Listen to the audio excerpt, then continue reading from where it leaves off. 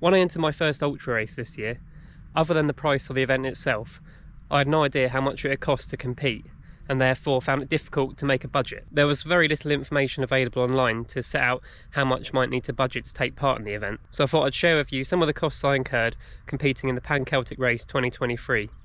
Hopefully you'll be able to use this to work out how much you'll need to spend to compete in a similar event. There are a few exclusions in this video. I haven't included the cost of a bike bags or other bits of kit.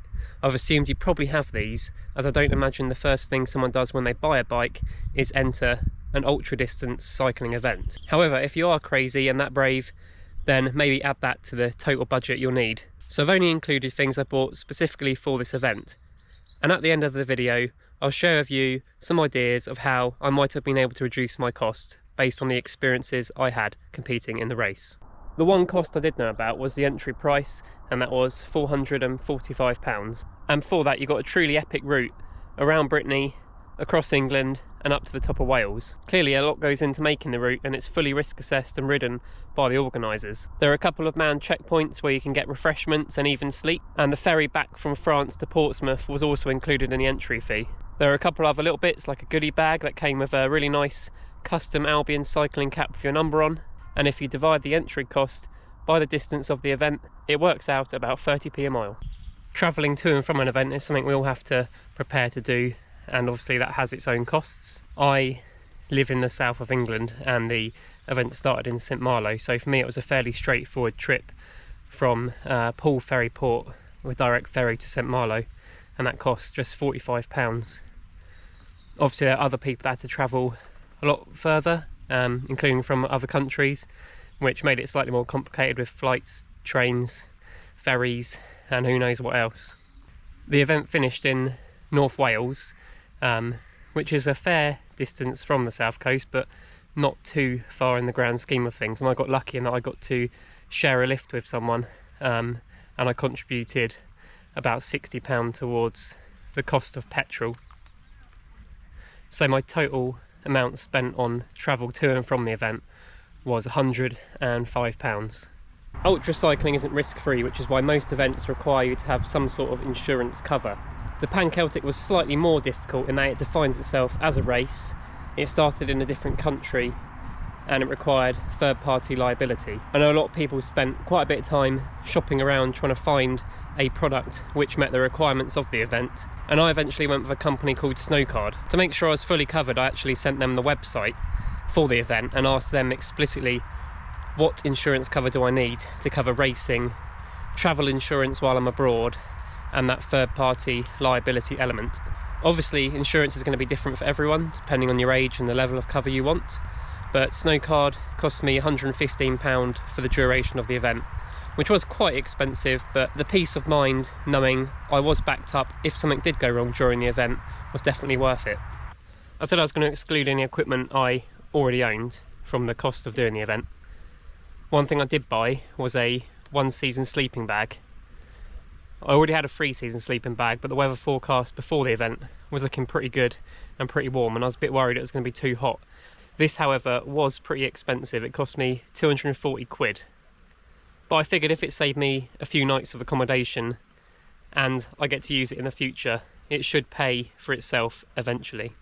Second to making sure your body's working well and prepared for the event, it's important to make sure your bike is running smoothly and isn't going to break on you halfway round. So in the lead up to the event, I took my bike to my local bike shop. They had a bit of a tinker and a mini service, and it cost me about £55, but I knew I'd reduced and minimised the chance of something going wrong during the event, which might put me out of the race, delay me, or cost considerably more trying to fix it in a different country. There are a couple of little extra bits I picked up in relation to the bike, and that was a spare rear light just in case my main rear light failed, and at least I could still carry on riding during the night and not have to stop. I brought and carried some spare cleats for my shoes because you're going to be walking around a little bit. It's actually quite a long way. They're going to get damaged, and at least if one falls off, breaks, you've got a spare that you can change and you can carry on moving forward. And of course no one wants a puncture, so I picked up a new tubeless repair kit to carry with me. Along with the service, these little bits came to £85, and again this gave me peace of mind that I've reduced the chance of mechanicals, and therefore my chance of completing the race went up.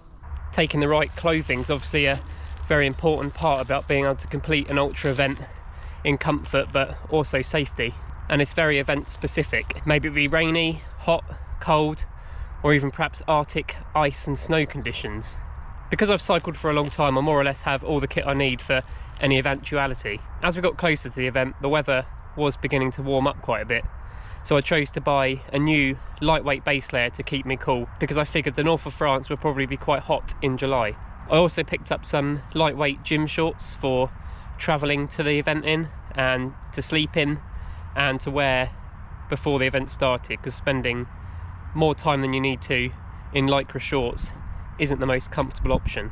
These two items didn't come to a great deal. I spent about £39 on these. One thing you'll need a lot of on an ultra cycling race is fuel. And on the Pan Celtic Race there were a lot of lovely places to eat and some great cuisine available, especially in the north of France. However, because I was trying to do the race as quickly as possible, I was trying to maximise efficiency, so I was relying on places where you could just grab something and go. So other than a few boulangeries in France, I mainly ate Domino's, McDonald's, Tesco meal deals, and lived out of Carrefour for the week.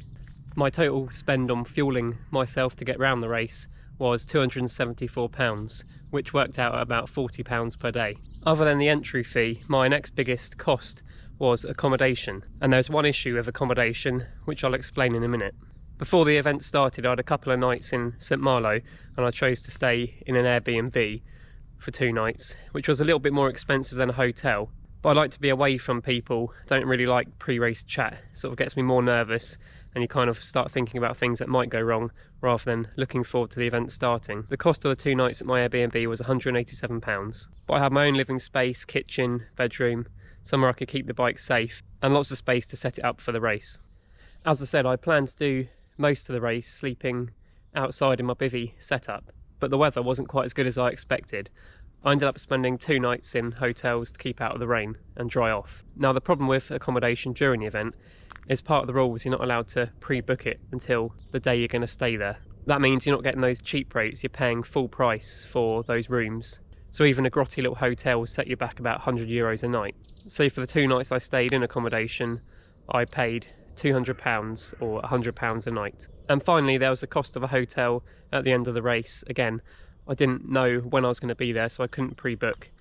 And where the race finishes in Llandudno is a big tourist spot, so the accommodation was quite expensive, and it cost me £130 for a night in a travel lodge. So the total amount I spent on accommodation was £520, which was a lot more than I'd anticipated spending. So when you total up the entry fee, the travel costs, the insurance, that sleeping equipment, the clothing, the food, and the accommodation, I spent a total of £1,823.51. This was a lot of money, but because it was kind of paid over a longer period of time, i.e. I paid the entry fee, then I bought some equipment, and the accommodation cost didn't come to the event itself.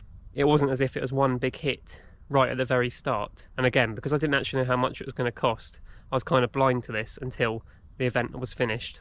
Yes, it was a lot of money, but I had a great time. It was an amazing experience. The route was truly epic. Getting to ride it with about 400 other riders, so you're not on your own, you're always bumping into people, having a chat, giving each other a morale boost, made it much more enjoyable. And of course, the race element gave you more motivation to push on during those hard and dark moments. And it was essentially 7 days of cycling with a couple of days either side. So if you divide out that cost by about 9 days, it probably works out about £200 per day. So for me, the cost of doing the race was completely worth it, and it was something I'll never forget. Now, if I were to do the event again, there were a few areas where I could probably save a good chunk of money. I wouldn't have to buy that new one-season sleeping bag. I could stay outside for the whole event and not use any accommodation. And I could stay in some cheaper accommodation at the start and perhaps camp at the end. I reckon that added up would save me a good £600 and take me to a total cost of about £1,200, which wouldn't be too far off £120 a day. Hopefully this has been useful in giving you an idea about how much it costs to do an ultra race, so that you too can sort of prepare and budget how much you might need to save during the year to pay for the event. There are lots of areas where you can save money but spend more money depending on what you want to achieve. Perhaps you want to stay in hotels for the whole thing, for that comfort factor, for the ability to have a shower, but that will come at a higher price than sleeping in a hedge. Yes, ultra racing is expensive, but for me it's worth it for the amazing sense of freedom and the experiences you have along the way. If you have any tips about where you could save money when doing an ultra race, feel free to leave them in the comments below.